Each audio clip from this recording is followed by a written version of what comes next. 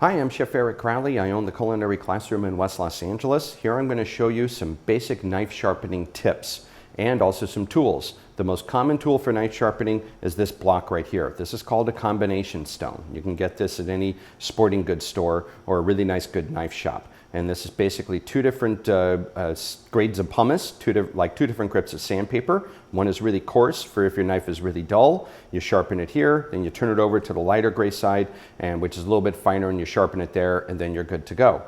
Thing that we want to do before we start working with the combination stone is we want to get it to stay onto our work surface. And the easiest way to do that is with some paper toweling that we're just going to dampen.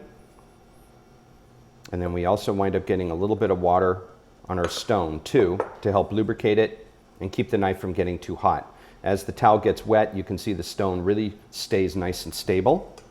And then when it comes to sharpening the knife, for a lot of knife manufacturers, the angle that you want to sharpen your knife at is 20 degrees. Some manufacturers are going to be less. A Japanese knife like this Global will be about 15 degrees. So you wind up taking your knife, middle ring and pinky finger around the handle, thumb and forefinger around the back of the blade. Opposite hand, you're going to spread your fingertips out and just give a light little pressure on the knife and run it from the tip to the heel. And with regards to this knife, at a 15-degree angle.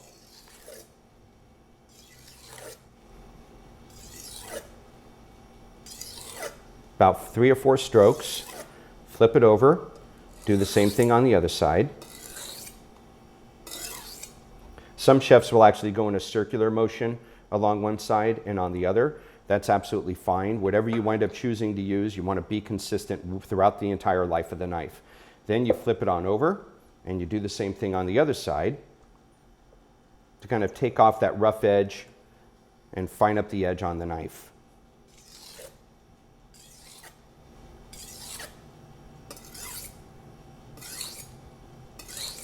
If that kind of practice, because it will take some practice to get that knife at the right angle, is too much, a great tool that I wind up utilizing at the classroom and I sell it is actually a knife sharpener by the manufacturer Fury.